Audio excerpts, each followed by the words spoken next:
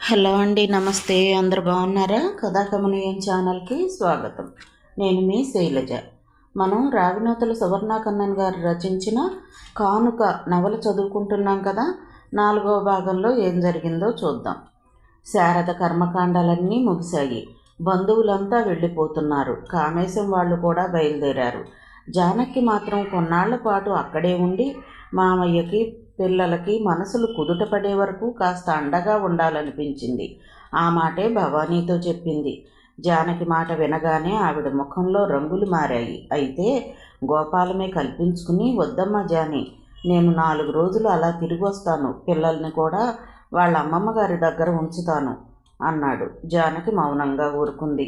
భవానీ తేరుకుంది. ఆ రోజే అంతా హైదరాబాద్ ప్రయాణమయ్యారు. గోపాలం పిల్లల్ని అత్తవారింట దించి మనశ్శాంతి కోసం యాత్రలకని వెళ్ళిపోయాడు. హైదరాబాదులో అడుగుపెట్టిన దగ్గర నుంచి అప్పటి వరకు మర్చిపోదామని ప్రయత్నించిన భయంకరమైన అనుభవం పదే పదే గుర్తుకు రాసాగింది జానకి. ఆ రోజు తన జీవితాన్ని కబళించిన మొదనష్టపు రోజు. చీకటిలో తన మంచం మీద మరో వ్యక్తి ఉన్నాడని అనుమానించిన క్షణం ముందుగా విఠల్ గుర్తొచ్చాడు. ఆ తర్వాత సూర్యం గుర్తొచ్చాడు. కానీ సూర్యం బావ అంత ఘాతుకానికి ఒడిగడతాడంటే ఎందుకో నమ్మకం కుదరటం లేదు. బహుశా విఠల్కి పిచ్చి మళ్ళీ ముదిరిందని, ఆ పిచ్చిలో ఇలాంటి సాహసాన్ని చేశాడని అనుకుంది. అందుకే అతన్ని చూడాలనే ఉద్దేశంతోనే క్రోధంగా లేచి లైట్ వేసింది. కానీ తను అనుకున్నట్లు విఠల్ కాదు, సూర్యము కాదు, ఒక ఆగంతకుడు. దీపపు కాంతిలో అతన్ని చూసి తల తిరిగిపోయింది. తనిప్పుడు అతన్ని చూడనైనా చూడలేదు. కనీసం అలాంటి పోలికలున్న మనిషిని కూడా చూడలేదు. క్షణకాలంలోనే అయినా స్పష్టంగా చూసింది అతన్ని. సుమారు 6 అడుగుల పొడవుతో, పసిమి ఛాయతో, నల్లని ఒత్తైన జుట్టుతో బలంగా ఉన్నాడు. ఖరీదైన దుస్తుల్లో హుందాగా ఉన్నాడు. వయసు 20-21 కన్నా ఎక్కువ ఉండవు. తను అతన్ని బెత్తరపోయి చూస్తుంటే అతను తనకేసి అలాగే చూస్తున్నట్లనిపించింది. అంతే. ఎదురు చూడని అపరిచిత వ్యక్తిని చూడగానే అలసిపోయిన మనసు, తనువు కూడా స్వాధీనం తప్పి స్పృహ కోల్పోయింది. మళ్ళీ మెలకువ వచ్చి చూసేసరికి తన దుస్తులు మామూలుగానే ఉన్నాయి. అంటే అతనే సరిచేశాడన్నమాట. కానీ అతనెవరో, ముక్కు మొహం తెలియని తనపై ఎందుకింత అఘాయిత్యానికి పాల్పడ్డాడో, ఇంత చేసి తనని ఎందుకు మంచం మీదకి చేర్చి సేదతీర్చాడో అర్థం కావడం లేదు. ఆలోచిస్తున్న జానకి హఠాత్తుగా ఓ భయంకరమైన అనుమానం వచ్చింది. చెయ్యని ఈ నేరానికి ప్రకృతి కూడా పగపట్టి తన మీద చెరగని ముద్ర వేసి అవమానం పాలు చెయ్యదు కదా. భయంతో వణికిపోయింది. జానకి ఇంట్లో పనిపాటలు మామూలుగానే చేస్తున్నా తిండి నిద్ర మానేసింది. చదువు పూర్తిగా మానేసింది. ఆమె ప్రవర్తనకి అడిగి అడిగి జవాబు లభించక విసిగిపోయారు ఇంట్లో వాళ్ళు. ఆ రోజు మధ్యాహ్నం భోజనాలైనాక, జానీ, ఓ నిమిషం అలా కూర్చో, నీతో మాట్లాడాలి అంది భవాని. గతుక్కుమన్నది జానకి. తనలో ఏదైనా మార్పు కనిపిస్తుందా అనుకుంది ఓ క్షణం. కానీ వెంటనే తేరుకుని ధైర్యం తెచ్చుకుని, ఏంటత్తా, ఏం మాట్లాడాలి? బలవంతంగా పెదవుల మీదకి నవ్వు తెచ్చుకుంటూ అంది జానకి. ముందు కూర్చో. ఏమిటి అంటూ కూర్చుంది జానకి. అదే నీ పెళ్లి సంగతి, మామూలుగా అన్నట్లుగానే అన్నది భవాని. నా పెళ్ళ? కంగారుగా అంది జానకి. నువ్వు పెళ్లి చేసుకోవా? నవ్వింది భవాని. ఆహా, ఇప్పుడు నా పెళ్ళికేం తొందర వచ్చిందత్తా, ముందు ఇందుకు చేయండి అంది జానకి. ఇందిర పెళ్ళికేంలే, ముందు నీకు చేస్తే మామయ్య బాధ్యత తీరుతుంది. విఠల్ పూర్తిగా ఆరోగ్యవంతుడయ్యాడు, నీకు తెలుసుగా. అందుకే మీ ఇద్దరిని ఒకటి చేస్తే మా బాధ్యత తీరుతుంది. జానకి ముఖంలోని భావాలను చదువుతూ అంది భవాని. ఎదురు చూసిన ప్రశ్నే అయినా గుండె జల్లుమన్నది జానకి. ఓ క్షణం నోట మాట రాలేదు. ఏమిటి, లగ్నాలు పెట్టించమంటావా? రెట్టించింది భవాని. క్షమించత్తయ్య, నాకు ఆ ఉద్దేశం లేదు మెల్లగా అంది జానకి. తీక్షణంగా అడిగింది భవాని. నాకు విఠల్ బావు మీద అలాంటి అభిప్రాయం ఏనాడూ లేదు. క్షమించు లేవబోయింది జానకి. కూర్చో గద్దించింది భవాని. అత్త దౌర్జన్యానికి బెత్తరపోతూ తిరిగి కూలబడింది జానకి. అయితే విఠల్ బావు మీద లేకపోతే మరి ఏ బావు మీద ఉందట? వ్యంగ్యంగా అంది భవాని. నాకెవ్వరి మీద లేదు, అసలు నాకు పెళ్ళే వద్దు అప్పగించినట్లు గబగబా అనేసింది జానకి. కాదు, నీకు సూర్యం మీద ఉంది. వాణ్ణి వల్లో వేసుకుందామని ప్రయత్నించడం నాకు తెలియదనుకోకు. కానీ ఒక్కటి బాగా గుర్తుంచుకో, నువ్వు విఠల్ని చేసుకోకపోయినా సంతోషమే, కానీ నిన్ను సూర్యానికి మాత్రం చచ్చినా చేసుకోనివ్వను. జాగ్రత్త, లేనిపోని ఆశలు పెట్టుకుంటే అవమానం పాలవుతావు. నిప్పులు కురిపించింది. భవానీ మాటలకి భూమి కృంగిపోయినట్లు తల్లడిల్లిపోయింది జానకి. ఏంటత్త నీ మాటలు? నేను సూర్యం బావను వల్లో వేసుకోవాలని ప్రయత్నిస్తున్నానా? ఎలా అనగలిగావా అంత మాట? మీ ఇంట్లో నుంచి పొమ్మంటే పోతానత్త, కానీ ఇలాంటి అభాండాలు నాకు అంటగట్టి పంపొద్దు. మీకు పుణ్యం ఉంటుంది. 2 చేతులు జోడించి ఏడుస్తూ అంది జానకి. నీకు నిజంగా సూర్యం మీద ఏం లేదా? అదోలా చూస్తూ అంది భవాని. నువ్వు నమ్మినా నమ్మకపోయినా నిజం ఇదే. మరైతే విఠల్ని ఎందుకు చేసుకోవు? వాడు పిచ్చివాడనా? చచ్చా, అది కాదు. మరి అదే మరి, తడబడింది జానకి. నేను చెప్తాను. వీధి గుమ్మంలోంచి వినిపించిన విఠల్ స్వరానికి భవానీ జానకి కూడా త్రుళ్ళిపడ్డారు. విఠల్? ఆశ్చర్యంగా అంది భవాని. అవునమ్మా, జానకిని అడిగితే అదేం చెప్తుంది? దానికి జవాబు నా దగ్గరుంది. అంటే? మరేం లేదు, జానీని చేసుకోవడం నాకే ఇష్టం లేదు. నీకు ఆ అభిప్రాయం ఉందని నాకు తెలుసు. అందుకే డైరెక్ట్గా నీకు చెప్పలేక ఆ రోజు జానకి ఊరు నుండి వచ్చేటప్పుడు హోటల్కి తీసుకెళ్ళి తనని చేసుకోవడం నాకు ఇష్టం లేదని, ఈ సంగతి అమ్మకు చెప్పమని బతిమాలాను. అందుకే తను నీతో అలా చెప్పింది. ఇక నన్నేమీ ప్రశ్నించవద్దు. 4 మాటలు అప్పచెప్పి చరచరా మేడ మీదకి వెళ్ళిపోయాడు విఠల్. నిర్ఘాంతపోయింది భవాని. వీడికింత ధైర్యం ఎలా వచ్చింది? అసలు జానకి నాకు నచ్చలేదు అని అంత సూటిగా ఎలా చెప్పగలిగాడు? అయితే జానకి ఏదో పరాయి సంబంధం చూసి చేయాల్సిందేనా? అలా చేస్తే వేలకు వేలు వదులుచుకోవడమే కాక ఇంటి బాధ్యత అంతా తన మీదే పడుతుంది. అదీగాక ఒకసారి పిచ్చి అన్న ముద్రపడ్డ విఠల్కి సాంప్రదాయం గల వాళ్ళు ఎవరు పిల్లనిస్తారు? ఒకవేళ ఇచ్చినా దిక్కు మోకు లేని పిల్లను తప్ప ఇవ్వరు. పోనీ బలవంతంగా చేద్దామంటే మళ్ళీ మొదటికొస్తాడేమో అన్న భయం. దిక్కుదోచని భవాని కొరకొర జానకి కేసి చూసి చివాలన అక్కడి నుండి లేచి వెళ్ళిపోయింది. జానకి అంతా అయోమయంగా ఉంది. బావ ఎందుకు అలా చెప్పాడు? నిజంగానే తనంటే ఇష్టం లేదా? మరైతే ఆ రోజు హోటల్లో ఏం మాట్లాడాలనుకున్నాడు? అంతా అగమ్యగోచరంగా ఉంది. ఏది ఏమైనా ప్రస్తుతానికి ఒక గండం గడిచింది. బావకి థ్యాంక్స్ చెప్పుకోవాలి అనుకుంది మనసులో. తన గదిలోకి వెళ్ళి పడుకున్న విఠల్ సాయంత్రం పొద్దుగూకి నా గదిలో నుంచి బయటికి రాలేదు. మూసుకున్న తలుపులు తెరుచుకోలేదు. కనీసం కాఫీ కూడా తాగలేదు. బావా తన నిర్ణయం విని బాధపడ్డా? అసలు అతనికి తనని చేసుకోవాలని ఉందేమో. అలాంటప్పుడు తన కుండలు బద్దలు కొట్టినట్టు ఇష్టం లేదని చెప్తే బాధపడ్డు. ఒకవేళ అతనికి మధ్య స్థిరం లేదని ఇవాళ కాదన్నాను అనుకోలేదు కదా. ఏమిటో, ఒకవేళ ఎవరైనా తమాషాకి అన్నా విఠల్ బావని భర్తగా అంగీకరించడం లేదు మనసు. ఇప్పుడు బావకు క్షమాపణ చెప్పడం ఎలా?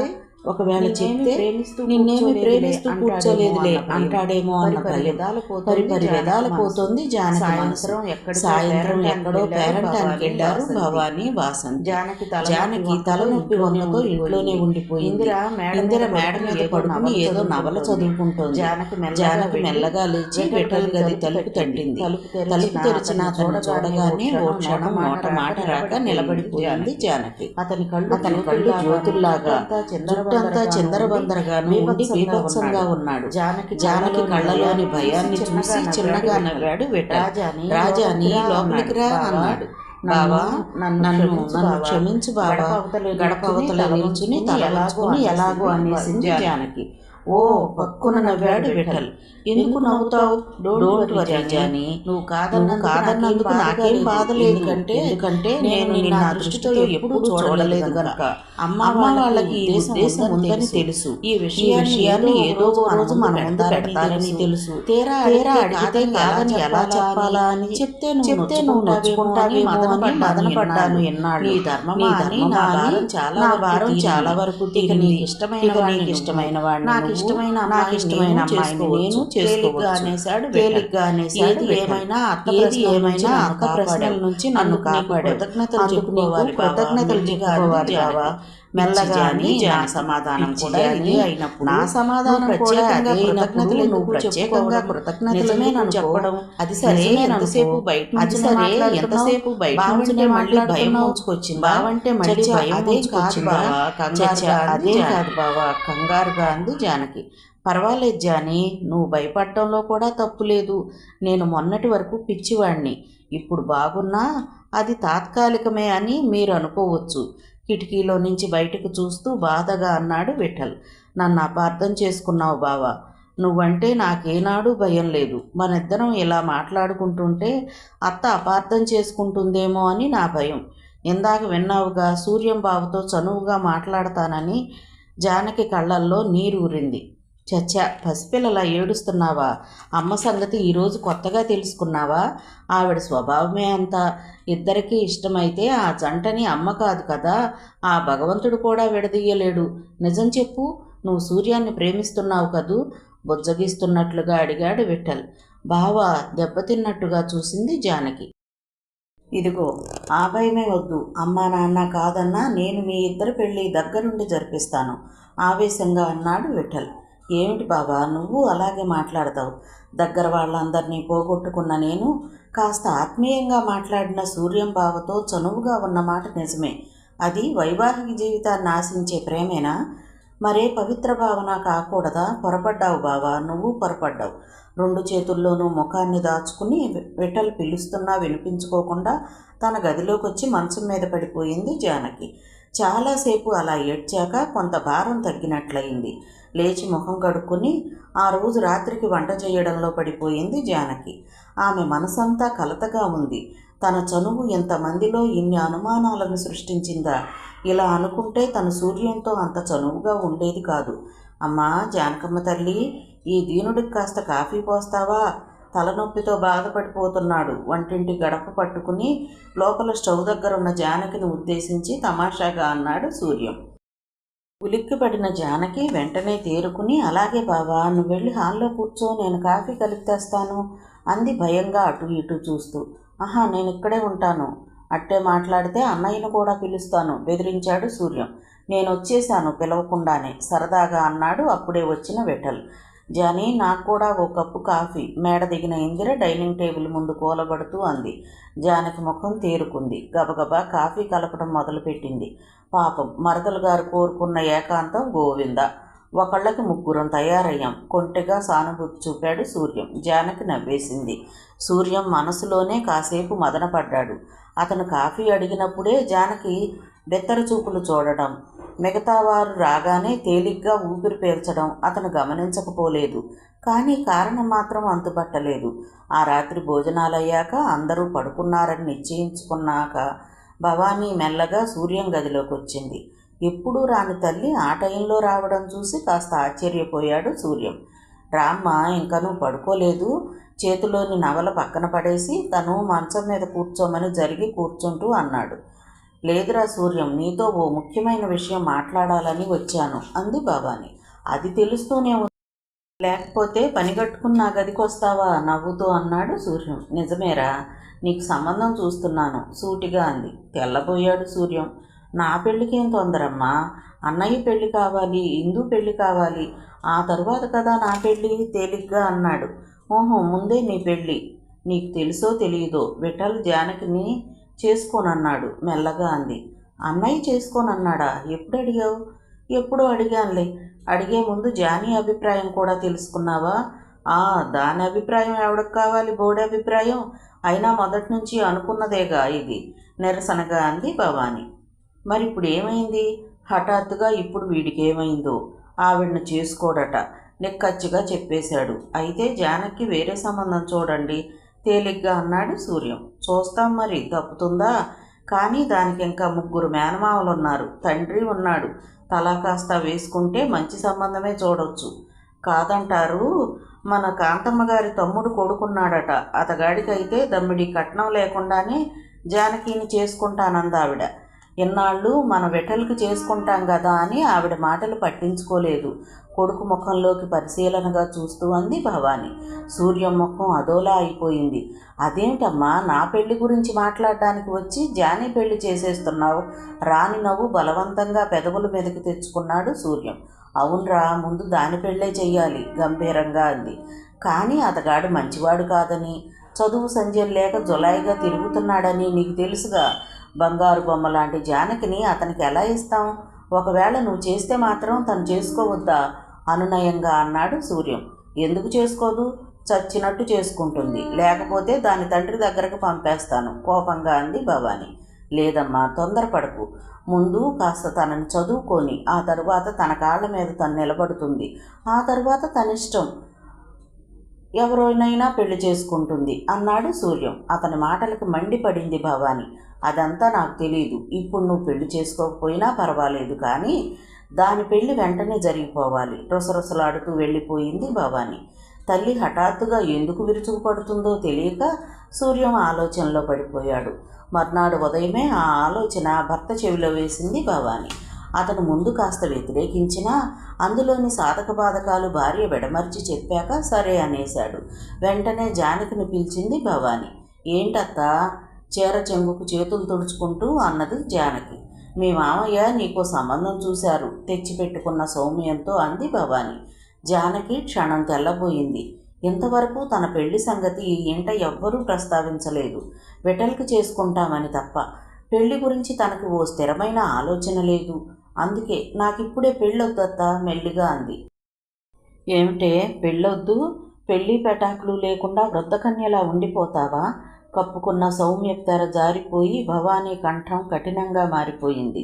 అత్త తనకెలాగైనా పెళ్లి చేసేయాలని నిర్ణయించుకుందని గ్రహించింది జానకి. అవునత్త, నేను వృద్ధకన్యలాగే ఉంటాను, పెళ్లి చేసుకోను మొండిగా అంది. అలా అయితే నా ఇంట్లో ఒక్క క్షణం ఉండటానికి వీల్లేదు, రెచ్చిపోయింది భవాని. ఎదురు చూడని ఈ సంఘటనకి స్తంభించిపోయింది జానకి. తేరుకుని చూసేసరికి అత్తయ్య మామయ్య లోనికి వెళ్ళిపోయారు. అక్కడే కూలబడి ఆలోచనలో పడిపోయింది జానకి.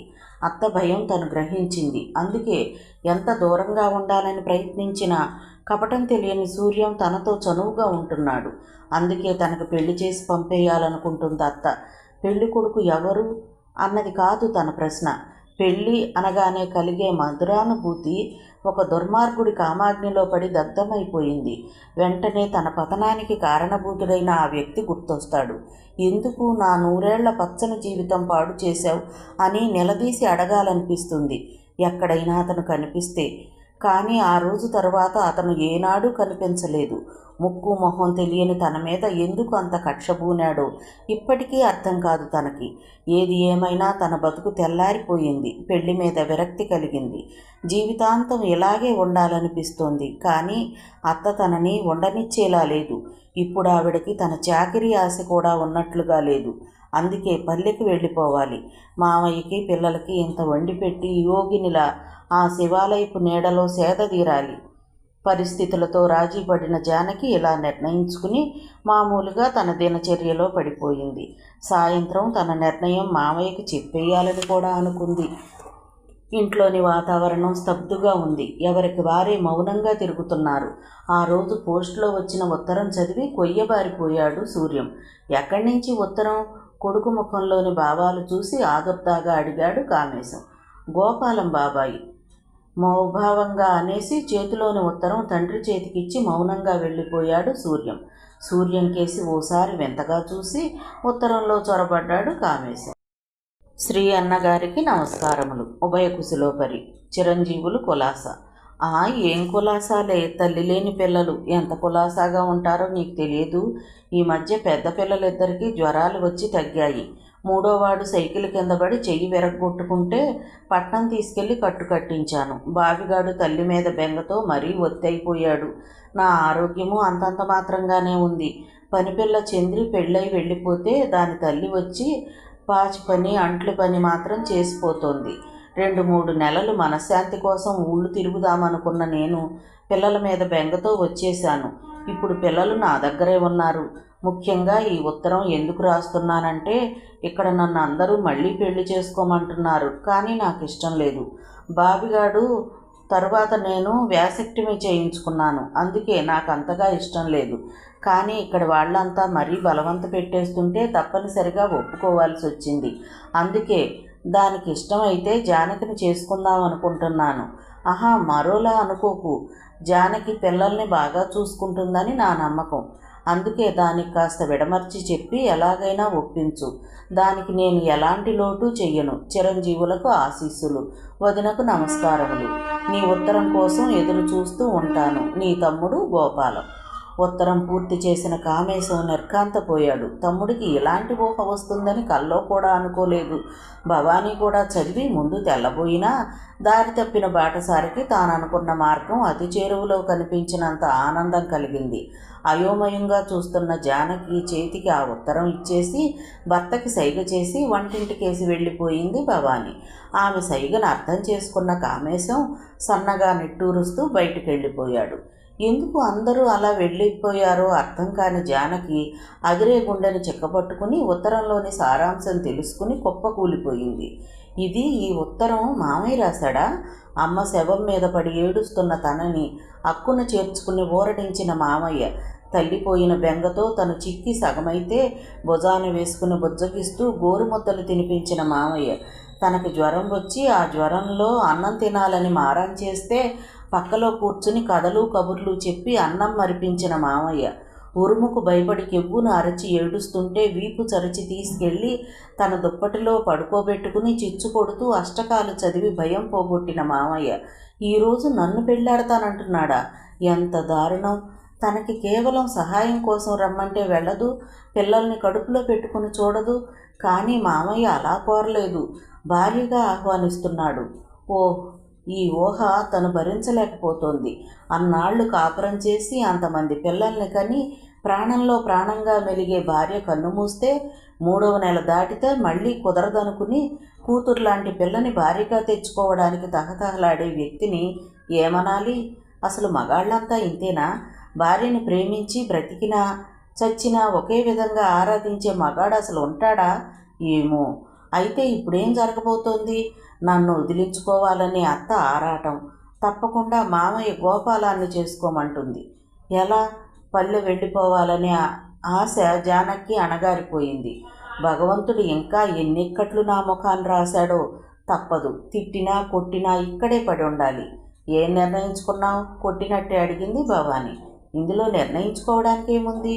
అంటే నేను మామయ్యను చేసుకోను. ఎందుకు చేసుకోవు? ఆయన నాకు తండ్రి లాంటివాడు. చిన్నప్పటి నుండి నన్ను కన్న తండ్రిలా పెంచాడు కాబట్టి. ఆయనకి జ్ఞానం లేకపోయినా నాకుంది, గట్టిగానే అంది జానకి. అయితే ఏం చేద్దామనుకుంటున్నావు?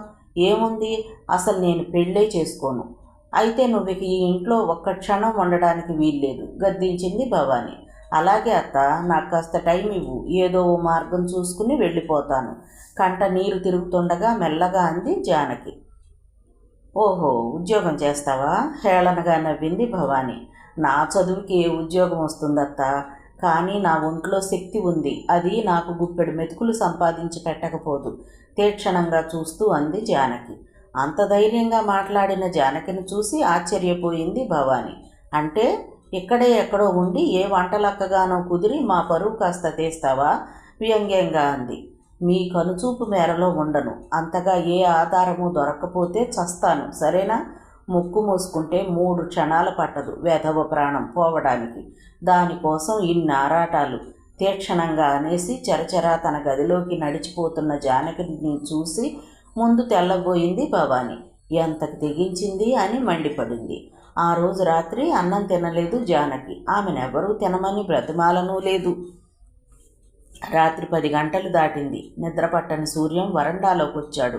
జానకి గదిలో లైట్ లేదు, కానీ జానకి ఏడుస్తున్నట్లు వెక్కిళ్ళు మాత్రం వినిపిస్తున్నాయి.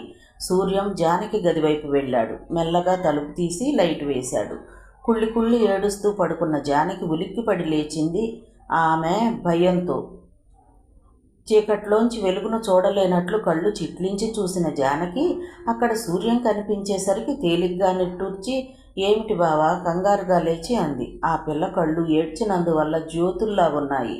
జానీ, ఆప్యాయంగా పిలిచాడు సూర్యం, మంచం పక్కనున్న కుర్చీలో కూర్చుంటూ.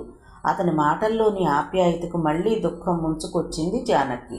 2 చేతుల్లో ముఖం దాచుకుని మంచం మీద కూలబడిపోయింది. సూర్యం ఆమెకు దగ్గరగా వచ్చి ముఖం మీదన్న చేతులను తొలగించి ఆమె కళ్ళల్లోకి జాలిగా చూస్తూ, పిచ్చి పిల్ల, ఏమిటి పసితనం అన్నాడు. ఏం లేదు బావా, ముందు నువ్వు వెళ్ళిపో, ప్లీజ్ వెళ్ళిపో బావా. అతని చేతుల్ని తీసేసి దూరంగా జరుగుతూ అంది జానకి. ఆమె కంఠంలో దుఃఖం కట్టలు తెంచుకుంటోంది. జానకి మాటలకు చిన్నబోయాడు సూర్యం. ఏమిటి జానీ, వింతగా ప్రవర్తిస్తున్నావు? నేను నీకు పరాయివాడినా? ఎందుకు నన్ను చూసి భయపడుతున్నావు? నేను నీ కళ్ళకి కీచుకుళ్ళ కనిపిస్తున్నానా బాధగా అన్నాడు. నన్నేం అడగద్దు బావా, నీది మంచి మనసే. అయినా నా దురదృష్టం నన్ను హాయిగా బ్రతకనివ్వడం లేదు. ప్లీజ్ ఎవ్వరూ చూడకముందే ఇక్కడి నుంచి వెళ్ళిపో బావా, వెక్కి వెక్కి ఏడుస్తూ అంది జానకి. పిచ్చి జాని, ఏదేదో ఊహించుకుని బాధపడుతున్నావు. అందరూ గోపాలం బాబాయిలే అనుకోకు, ఇష్టం వచ్చినట్లు మనసు మార్చుకోవడానికి. నా దృష్టిలో నువ్వు ఇందు లాంటి దానివే. ఇందు వాసంతితో పాటు నువ్వు నా చెల్లెలివే. నన్ను నమ్ము, భగవంతుడి సాక్షిగా నీ మీద నాకు మరో భావం లేదు. ఆవేశంగా చెప్తున్న అతన్ని చూసి ఆ కళ్ళల్లోని నిర్మలత్వానికి కరిగిపోయిన జానకి దుఃఖం రెట్టింపైంది. బావా అంటూ అతని ఎదలో ముఖం దాచుకుంది. వస్తున్న కన్నీటిని ఆపుకుంటూ జానకి వీపు నిమురుతూ అలా మౌనంగా నిల్చుండిపోయాడు సూర్యం. జానకి గదిలోని లైటు చూసి అనుమానం వచ్చి పిల్లిలా వచ్చిన భవానీ అక్కడ కనిపించిన దృశ్యానికి అదిరిపోయింది. ఆవేశంతో వణికిపోయింది. ఏమ్మా మహాపతివ్రత, ఇప్పుడేమంటావు? నిప్పులు కురిపిస్తూ అడిగిన ఆమె మాటలకి ఇద్దరూ ఉలిక్కిపడి సర్దుకున్నారు. అత్తకి తాము కనిపించిన స్థితిని తలుచుకుని భయంతో వణికిపోయింది జానకి. అది కాదత్తా, నేను బావ ఏదో చెప్పబోతున్న జానకి మాట పూర్తి కానేలేదు. నోర్మై, ఇంకా మాట్లాడుతున్నావు. సూర్యం బావ మీద నాకే ఆశ లేదని నన్ను బొకాయించావే, ఇప్పుడేమంటావు? అరిచింది భవాని. అత్త, నువ్వు అపార్థం చేసుకుంటున్నావు అంతే. ఇంకా బుకాయించడానికి సిగ్గులేదు. ఇంకా నా వల్ల కాదు. నువ్వు ఒక్క క్షణం ఇక్కడ ఉండటానికి వీల్లేదు. ముందు బయటకు నడు. అమ్మా, కాస్త నా మాట వినమ్మా. సూర్యం వారించబోయాడు. ఏమిట్రా వినేది? ప్రత్యక్షంగా చూసిన దానికి ఇంకా సాక్ష్యం కావాలా? ఏమైనా సరే అది ఈ ఇంట్లో ఉండడానికి వీల్లేదు అంతే. అర్ధరాత్రి ఆడపిల్లను బయటకు గెంటాననే నింద నాకొద్దు. రేపొద్దున 8 అయ్యేసరికి అది ఈ గడప దాటాల్సిందే. బాబు దగ్గరకే పోతుందో, ఆ కట్టుకుంటానన్న మామ దగ్గరకే పోతుందో, అదిగాక ఆ లేచిపోయిన మహాతల్లిని ఉద్ధరించి వచ్చిందిగా, దాని కొంపకే పోతుందో నాకు అనవసరం. అది మాత్రం ఇక్కడ ఉండడానికి వీల్లేదు గర్జించింది భవాని. భవాని అరుపులకు ఇంట్లోని వాళ్ళంతా లేచొచ్చారు. విఠల అయోమయంగానూ, ఇందిర అపహాస్యంగానూ, కామేశం కోపంగానూ చూశాడు జానకేసి. వాసంతికి ఎందుకో జాలేసింది జానకిని చూస్తే. సూర్యం తల్లికి తండ్రికి చెప్పబోయి విఫలుడయ్యాడు. అవమాన భారంతో కుంగిపోయిన జానకిని వదిలేసి ఎవరి దారిన వాళ్ళు వెళ్ళిపోయారు. మంచం మీద పడుకుని లైట్ వెలుగులో తిరిగే ఫ్యాన్కేసి దీక్షగా చూస్తోంది జానకి. ఆమె కంట నీరు ఇంకిపోయి కళ్ళల్లో ఓ విధమైన శూన్యత ఏర్పడింది. సూర్యం గదిలోకి వెళ్ళి పడుకున్నాడే కానీ కన్ను మూత పడ్డం లేదు. అతనికి ఏం చేసి జానకిని కాపాడాలో అర్థం కావడం లేదు. తల్లికి తమ మీద ఎంత అనుమానం ఉందని కానీ, ఈ నెపంతో జానకిని ఆరడి పెడుతోందని కానీ అస్సలు తెలియదు. అందుకే జానకి తనని తప్పుకొని తిరుగుతోందని కూడా గ్రహించాడు సూర్యం. ఎలా చెప్తే వీళ్ళు నమ్ముతారు అని దీర్ఘంగా ఆలోచిస్తున్న సూర్యానికి మెరుపులాంటి ఆలోచన తట్టింది. తను వెంటనే పెళ్లి చేసుకుంటే అప్పుడు ఈ అవమానాలకు అనుమానాలకు ఆస్కారం ఉండదు. అలా నిర్ణయించుకున్న తర్వాత కానీ అతని కంటికి కునుకు రాలేదు. జానకి ఆలోచించి ఆలోచించి ఓ నిర్ణయానికి వచ్చేసరికి 2 కొట్టింది హాల్లోని గడియారం. లైట్ ఆఫ్ చేసి బయట కొంగు తీసి తల మీదగా వేసుకుంది. మెల్లగా తలుపు తీసుకుని బయటకు వచ్చింది. వీధి గేటు చప్పుడు కాకుండా తీసి మళ్ళీ వేసేసింది. అటు ఇటు ఓసారి చూసి రోడ్డు మీదకు నడిచింది. చలిగాలి వీచి వెన్నులో నుంచి వణుకు వస్తున్నా ఏదో దృఢమైన నిశ్చయంతో ట్యాంక్ బండకేసి వడివడిగా నడవసాగింది. రోడ్డంతా దాదాపు నిర్మానుష్యంగా ఉంది.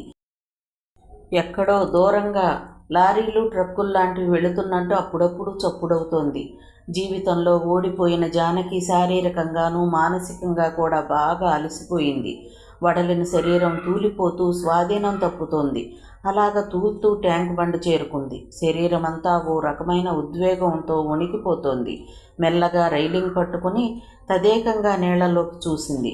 ఓసారి శూన్యంలోకి చూస్తూ మనసులోనే ఆప్తులనుకున్న వారందరికీ అంతిమ వీడ్కోలు చెప్పుకుంది జానకి. ఆ పైన 2 క్షణాలు కళ్ళు మూసుకుని నిలబడింది. జానకి మనసులో ఇప్పుడు ఏ ఆలోచన లేదు, ఏ ఆవేదనలు లేవు, ఏ ఆశలు లేవు. ఉన్నదల్లా ఒక్కటే ధ్యేయం. తను మరి సూర్యోదయాన్ని చూడదు. ఈ బాధలకి గాథలకి దూరంగా, ఎంతో దూరంగా ఉన్న మరో లోకానికి తరలిపోతుంది. జానకి కన్నుల నుంచి 2 కన్నీటి బొట్లు నేల రాలాయి. ఎక్కడ పుట్టింది, ఎక్కడ పెరిగింది, ఎక్కడ గిట్టబోతోంది, ఇదంతా ఎవరి వల్ల? అది ఎప్పటికీ శేష ప్రశ్నే. దూరాన ఓ కారు హారన్ మోగింది. తుళ్ళిపడిన జానకి ఈ లోకంలోకి వచ్చింది. కారు వెళ్ళిపోయింది. జానకి తిరిగి తన కార్యక్రమాన్ని ప్రారంభించింది. పైట తీసి 2 కాళ్ళకి గట్టిగా కట్టుకుంది. రైలింగ్ పట్టుకుని దూకబోయింది. అంతే, ఆమె దూకలేకపోయింది. ఆమె చేతిని ఓ బలమైన చెయ్యి పట్టి ఆపింది. తుళ్ళిపడి వెనక్కి తిరిగి చూసింది జానకి. విఠల్ కనిపించాడు. వెంటనే బలంగా లాక్కోవాలని పెనుగులాడినా అతను చెయ్యి వదల్లేదు. వదులు అరిచింది జానకి. విఠల్ సమాధానం చెప్పలేదు. జానకి బలాన్నంతటినీ కూడదీసుకుని మళ్లీ దూకాలని ప్రయత్నించింది. అంతే, ఆమె చెంప చెళ్ళుమంది. బావా! దెబ్బతిన్న చెంపని అరచేత్తో రాసుకుంటూ విఠల్ ముఖంలోకి అయోమయంగా చూసింది జానకి. చెంప చొరచొర మండుతుంటే కళ్ళల్లో నీళ్లు నిండుకున్నాయి. పద ఇంటికి, మెల్లగా అన్నాడు విఠల్. నిరసనగా చూసింది జానకి. నీకే చెప్పేది, పద ఇంటికి వెళదాం. ఎవరింటికి? తీక్షణంగా అంది జానకి. మన ఇంటికి. అది మనిల్లు కాదు. నాకు ఇల్లంటూ ఏదీ లేదు. కోపంగా అనాలనుకున్నా దుఃఖమే తొంగి చూసింది జానకి స్వరంలో. పోనీ నా ఇంటికి రమ్మని నేను పిలుస్తున్నాను, విఠల్ మెల్లగా అన్నాడు. నేను రాను, మొండిగా అంది జానకి. విఠల్లో ఓర్పు నశించింది. ముందు పద, జానకి చెయ్యి పట్టుకుని ఆజ్ఞాపించినట్లే అన్నాడు విఠల్. నేను రాను రాను రాను, నువ్వు వెళ్ళిపో, చెయ్యి విడిపించుకోవడానికి పెనుగులాడుతూ అంది జానకి. రేపు ఎక్కడికైనా వెళ్ళిపోదు గాని. ఎక్కడికి? నీకిష్టమైన చోటికి. అదే ఎక్కడికి అని నాకు తెలుసు, నువ్వు చెప్పలేవు. నాకెవ్వరూ లేరు. నాకు చావు తప్ప మరో గత్యంతరం లేదు. ప్లీజ్ బావా, నువ్వు వెళ్ళిపో, నన్ను చావనే. 2 చేతులు జోడించి ఏడుస్తూ అంది జానకి. విఠల్ హృదయం జాలితో నిండిపోయింది. బావుంది, మళ్ళీ మొదటికొచ్చావు. నీ సమస్యకు చావే పరిష్కారమైతే నా చేతులతోనే చంపేస్తాను. కానీ చచ్చి ఏ సమస్యని పరిష్కరించలేము. అయినా మేమంతా చూస్తూ నిన్నిలా గాల్లోకి వదిలేస్తామని అనుకున్నావా? ముందు ఇంటికి పద, నీకు పరిష్కారం చూపిస్తాను. అయినా నీకెంత ధైర్యం ఏంటి? గేటు చప్పుడు విని నిద్రరాని నేను చూశాను కనుక సరిపోయింది కానీ లేకపోతే ఏమయ్యేది? సున్నితంగా మందలించాడు విఠల్. ఏమయ్యేది? ఈ పాటికి నేను హాయిగా ఈ కష్టాలన్నింటికి దూరంగా వెళ్ళిపోయేదాన్ని. పిచ్చిదానా, చావాలనుకున్నావు, బాగానే ఉంది. కానీ ఆ తర్వాత సంగతి ఆలోచించావా? అది నాకు అనవసరం. అవసరమే, నేను చెప్తా విను. రేపు ఉదయం నీ శవం ఈ నీళ్లలో తేలుతూ ఉంటే వచ్చే జనం ఆ దృశ్యాన్ని ఓ సినిమాలో చూస్తారు. రకరకాల కథలు ప్రచారం చేస్తారు. ఆ తర్వాత పోలీసులు, పోస్ట్ మార్టంలు, పత్రికలు, ఫోటోలు. అరే, అలా అయిపోయావేమిటి? ఇదే జరగబోయేది. నువ్వు ఊహించలేదు కదూ? ఊహించి ఉండవు. ఆవేశం అలా ఊహించనివ్వదు కూడా. పిచ్చి జాని, భగవంతుడిచ్చిన జీవితాన్ని అనుభవించడం మన పని. దాన్ని అంతం చేయడానికి మనకు హక్కు లేదు. జీవితం అన్న తర్వాత కష్టం సుఖం కలిసే ఉంటాయని నీకు నేను చెప్పాలా? చీకటి తర్వాత వెన్నెల వచ్చే తీరుతుంది. పద. ఆమె కాళ్ళకు కట్టుకున్న పైటను విప్పి ఆమె భుజాలు నిండుగా కప్పాడు విఠల్. బావకేసి ఆశ్చర్యంగా చూసింది జానకి. ఇక ఆలోచించకు జాని, ఇంక నీ మీద ఏగ వాలకుండా నేను చూస్తాను, సరేనా? అనునయంగా అన్నాడు విఠల్. బావా, నీకు ఏం తెలుసు? ఎన్ని తెలుసు? ఈ పిచ్చాడికి ఏం తెలియదు అనుకుంటున్నావా? మనసు మమతల్లాంటివి ఎరగడనుకుంటున్నావా?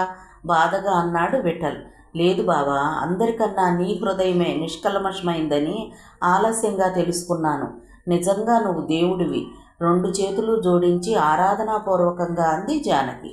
పిచ్చిదానా, మనుషులెప్పుడూ దేవుళ్ళు కాలేరు. జానకి కన్నీరు తుడిచి కొంత దూరం నడిచి ఆటో కనిపించగానే ఆపాడు విఠల్. ఇల్లు చేరేసరికి ఇంకా ఎవ్వరూ లేవలేదు. భయంగా చూస్తున్న జానకి ధైర్యంగా వెళ్ళు, నీకు అండగా నేనున్నాను అన్నట్లుగా చూశాడు. జానకి అదురుతున్న గుండెతో తన గదిలోకి వచ్చి పడింది. తన సాహసం తనకే ఆశ్చర్యం అనిపించింది. అంత చలిలోనూ ఆమె ఒళ్ళంతా చెమటతో తడిసిపోయింది. 10 నిమిషాలకు గాని ఆ పిల్ల దడ తగ్గలేదు. ఎవరి గదుల్లో వారు పడుకుని తెల్లవారి పర్యవసానం ఎలా ఉంటుందా అని ఆలోచిస్తున్నాడు విఠల్. జానకి ఉదయం చీకటి వేళ లేచి మామూలుగా తన పనుల్లోకి జొరబడిపోయింది జానకి. టిఫిన్ కార్యక్రమం అయ్యాక జానకి ప్రయాణం గురించి మళ్లీ కదిపింది భవాని. ఆవిడకి జానకిని ఎంత తొందరగా వదిలించుకుందామా అని ఉంది. 4 రోజులు ఆలస్యం చేస్తే ఓ రోజు సూర్యం జానకిలు గుళ్ళో దండలు మార్చుకొస్తారేమో అని ఆమె భయం. మౌనంగా తలదించుకుని నిల్చున్న జానకిని అదే ప్రశ్న గట్టిగా అడిగింది భవాని. బిత్తరపోయి జానకి చుట్టూ చూసింది అసహాయంగా. అమ్మా, మెల్లగా పిలిచాడు సూర్యం. ఏం కొట్టినట్టే అడిగింది భవాని. నా మాట శాంతంగా వినమ్మా. నేను జానకిని చేసుకుంటాననేగా నీ భయం. ఆ భయం మీకు లేకుండా ఉండటానికి నేను వెంటనే పెళ్లి చేసుకుంటాను. నీకు నచ్చిన సంబంధం చూడు, కానీ అమాయకురాలైన జానకిని మాత్రం అవమానించకమ్మా. ఇదే నేను నిన్ను కోరుకునేది గంభీరంగా అనేసి తల్లి జవాబు కోసం ఎదురు చూడకుండా వీధిలోకి వెళ్ళిపోయాడు సూర్యం. క్షణం ఆశ్చర్యపోయింది భవాని. ఇంతలో స్నానం చేసి హాల్లోకి వచ్చిన విఠల్ తల్లిని జానకిని చూసి గతుక్కుమన్నాడు. విఠల్, ఓసారి ఇలారా, నీతో మాట్లాడాలి అంది భవాని శాంతంగా. తల్లి ముఖంలోని ప్రశాంతతకి ఆశ్చర్యపోయాడు విఠల్. అలాగేనమ్మా, ఇప్పుడే వస్తాను అనేసి గబగబా వెళ్ళి డ్రెస్ చేసుకుని వచ్చి బుద్ధిమంతుడిలా అమ్మకు ఎదురుగా కూర్చున్నాడు. ఓ క్షణం మాట్లాడాలిరా అంది భవాని. చెప్పమ్మా, అరచేతులతో చెంపలు తడుముకుంటూ అన్నాడు విఠల్. జానకి విఠల్కి కాఫీ తేవడానికి లోపలికి వెళ్ళింది. అతనికి లేటుగా లేవడం, అంతకన్నా లేటుగా స్నానం చేయడం, స్నానం చేసిన వెంటనే మళ్ళీ కాఫీ తాగడం అలవాటు. సూర్యం పెళ్లికి ఒప్పుకున్నాడు. పెద్దవాడివి కనుక ముందు నీ పెళ్లి చేయడం న్యాయం. ఇన్నాళ్ళు ఈవిడి గారి నుంచి చేద్దామనుకోవడం వల్ల నీకు సంబంధాలు చూడలేదు. ఆ ఆశ ఇక లేదు కాబట్టి నీకు ఓ పిల్లను చూసి ఇద్దరి పెళ్ళిళ్ళు ఓ వారం తేడాలో చెయ్యాలి అనుకుంటున్నాను సూటిగా చెప్పింది భవాని. ఈ ప్రశ్నకి ఎదురు చూడని విఠల్ కాస్త తెల్లబోయాడు. ఇప్పుడు నేను పెళ్లి చేసుకోనమ్మా, సూర్యానికి ముందు చేసేయండి తల వంచుకుని మెల్లగా అన్నాడు విఠల్. ఎందుకు చేసుకోవు? కారణం అడగద్దమ్మా ప్లీజ్. ఓ వ్యంగ్యంగా చూసింది భవాని. అయితే జానకి మాట ఏమిటి? అంటే ఎంత సూర్యం పెళ్లి చేసేసుకున్నా దీన్ని ఇక్కడ ఉంచడం నాకు ఇష్టం లేదు సీరియస్గా అంది భవాని. హాల్లో అడుగు పెడుతున్న జానకి గుమ్మంలోనే ఆగిపోయింది. నేను జానకిని పెళ్లి చేసుకుంటానమ్మా హఠాత్తుగా అన్నాడు విఠల్. తుళ్ళిపడింది భవాని. ఏమిటి? రెట్టించింది. అదే, నేను జానకిని పెళ్లి చేసుకుంటాను. అది చెప్పాలనుకుంటూనే సిగ్గు వల్ల చెప్పలేకపోయాను. ఓ విజయ్ గర్వంతో నవ్వింది భవాని. అయితే ఇంకేం, శుభస్య శీఘ్రం. మనం అనుకున్నట్లే 2 పెళ్ళిళ్ళు కానిచ్చేయొచ్చు ఉత్సాహంగా అంది. ఆమె కంఠంలో చెప్పలేనంత ఆనందం తొంగి చూస్తోంది. బావ మాటలు విన్న జానకి కొయ్యబారిపోయింది. చేతిలోని కాఫీ కప్పు తొణికి చీర మీద పడి అసహ్యంగా తయారైంది. అలాగే చెవులు రిక్కించి గోడను ఆసరాగా చేసుకుని నిల్చుంది జానకి. కానీ ఒక్క షరతు మెల్లిగా అన్నాడు విఠల్. ఏమిటి? జానకిని ఇక పల్లెత్తు మాట అనకూడదు. ఇంతేనా? పెద్దగా నవ్వుతూ అంది భవాని. కాదు. మరి నేను జానకిని పెళ్లి చేసుకుంటాను, కానీ అది ఇప్పుడు కాదు. టేబుల్ మీద పేపర్ వెయిట్ ఎగరేసి పట్టుకుంటూ అన్నాడు విఠల్. మరెప్పుడు చేసుకుంటావు? 2 ఏళ్ల తర్వాత తుళ్ళిపడింది భవాని. 2 ఏళ్ళ? ఎదిగిన పిల్లని అంతకాలం ఎలా ఉంచుకుంటాం? అదంతా నాకు తెలియదు. నేను మాత్రం 2-3 ఏళ్ల తర్వాత కానీ చేసుకోను. కారణం తర్వాత చెప్తాను. ఈలోగా తొందర పెట్టడం కానీ జానకిని ఆరడి పెట్టడం కానీ జరగకూడదు. అలా జరిగే పక్షంలో నేను ఈ ఇంట్లో ఒక్క క్షణం కూడా ఉండను. జానీని తీసుకెళ్ళి ఎక్కడికైనా కూలైనా చేసి మరీ పోషిస్తాను. స్థిరంగా ఉన్నాయి విఠల్ మాటలు. కొడుకు మాటలకు ఆశ్చర్యపోయింది భవాని. కానీ ఆ ఆశ్చర్యాన్ని కనిపించనివ్వకుండా, అలాగే కానీ నీ ఇష్టం వచ్చినప్పుడే చేసుకో, సరేనా? నేను మాత్రం రాక్షసినా ఏమిటి జానకిని ఆరళ్ళు పెట్టడానికి? అది నాకు కాబోయే కోడలని నాకేనాడో తెలుసు. అమాయకులు, మీ మనసులు మీకే తెలియడం లేదు ముసిముసిగా నవ్వింది భవాని. ఇందుకి సూర్యానికి చేసేయండి విఠల్ మళ్ళీ అన్నాడు. అలాగే, నేను అలా బయటికి వెళ్ళొస్తాను లేవబోయాడు విఠల్. బావ మాటలకు వెనక ఏదో పెద్ద ప్లానే ఉండి ఉంటుందని ఊహించిన జానకి మనసు అతని పట్ల కృతజ్ఞతాభావంతో నిండిపోయింది. సారీ బావా, కాఫీ తేవడం ఆలస్యమైంది. రంగి ఏదో అడిగితే ఇచ్చేసి వచ్చాను. తన ఆలస్యానికి సంజాయిషి చెప్తూ రెండోసారి కలిపిన కాఫీ తెచ్చి విఠల్కి అందించింది. It's all right.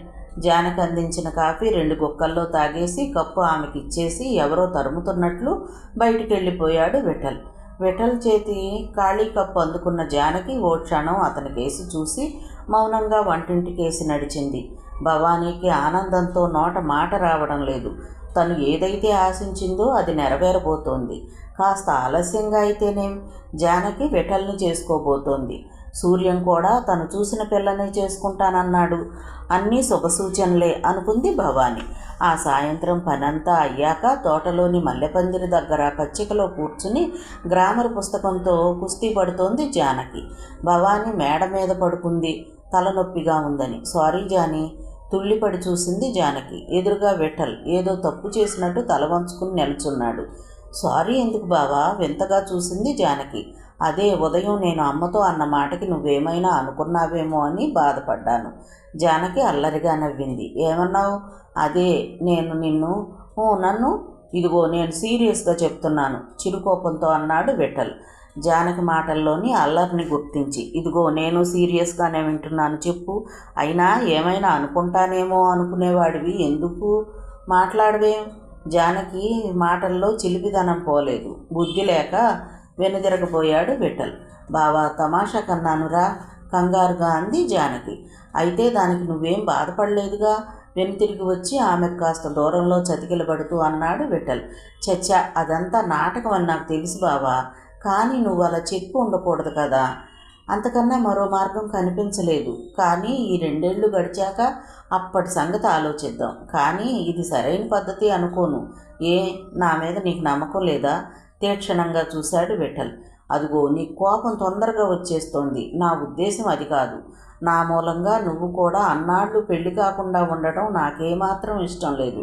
ఓ అదే, పర్వాలేదు. నేను కూడా ఇప్పట్లో పెళ్లి చేసుకోదలుచుకోలేదు. ఈ 2 ఏళ్లలో నువ్వు నీ కాళ్ళ మీద నిలబడే శక్తి వస్తుంది.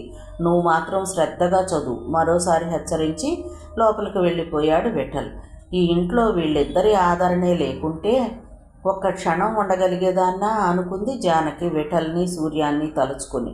మొదట్లో ఇందు వాళ్ళంతా కూడా ఆప్యాయంగా చూసిన పరిస్థితుల ప్రభావం, తన నిస్సహాయత వాళ్ళ దృష్టిలో తనని చులకన చేశాయి. ఎన్నాళ్ళు ఇలా గడపాలి? ఈ జీవితం ఎప్పటికీ తెల్లారను? జీవితాంతం ఇలా ఒంటరిగా పరాయి పంచన గడపాల్సిందేనా? పరధ్యానంగా ఆలోచిస్తూ అలా ఎంతసేపు ఉందో ఆమెకే తెలియదు. భోజనాల వేళ అత్త వేసిన కేకకి తుళ్ళిపడి చూస్తే చుట్టూ చీకట్లు అలుముకున్నాయి. అబ్బో, చాలా టైం అయినట్లుందే అనుకుంటూ పరుగున ఇంట్లోకి వచ్చి పడింది జానకి. అప్పటికే భవానీ సణుక్కుంటూ టేబుల్ మీద కంచాలు మంచినీళ్లు అమరుస్తోంది. ఆమె చేతిలోని పని లాక్కుని రొటీన్లో పడిపోయింది జానకి. కాలం శరవేగంగా పరుగులు పెడుతోంది. విఠల్ పెట్టిన గడువు పూర్తిగా వచ్చింది. ఇందు పెళ్ళై అత్తారింటికి వెళ్ళిపోయింది. సూర్యం పెళ్ళయింది. అతని భార్య పురిటికి వెళ్ళింది. కామేశం ప్రమోషన్ వచ్చి ఇంకా పెద్ద ఆఫీసర్ అయ్యాడు. భవానీ మరీ అనారోగ్యపు మనిషి అయింది. జానకి విఠల్ కూడా ఇంటర్ ఫస్ట్ క్లాస్లో పాస్ అయ్యారు. జానకి ఉద్యోగం కోసం విఠల్ చాలా విధాల ప్రయత్నిస్తున్నాడు. ఎంఏ చదివిన వాళ్ళకే ఉద్యోగాలు లేని ఈ రోజుల్లో ఇంటర్ పిల్లకు ఉద్యోగం ఎవరిస్తారు? పోనీ తండ్రి పరపతితో ఏదో చిన్న ఉద్యోగం చూద్దామంటే రేపో మాపో పెళ్లి చేసుకోబోతున్న పిల్లకు ఉద్యోగం ఎందుకు ఇప్పుడు అనడం ఖాయం. తొందరపడకపోతే అమ్మ ఇవాళ రేపో లగ్నాలు పెట్టించవచ్చు కూడా. ఇవన్నీ ఆలోచించిన విఠల్ ఇంట్లో ఎవ్వరికీ తెలియకుండా జానకి ఉద్యోగ ప్రయత్నంలో పడ్డాడు. మిగతా కథ తరువాతి భాగంలో చూద్దామండి. కథ విన్నందుకు ధన్యవాదాలు. ఈ నవల మీకు నచ్చితే ఒక లైక్ చేయండి, షేర్ చేయండి, నా ఛానల్ని సబ్స్క్రైబ్ చేసుకోండి, నన్ను సపోర్ట్ చేయండి.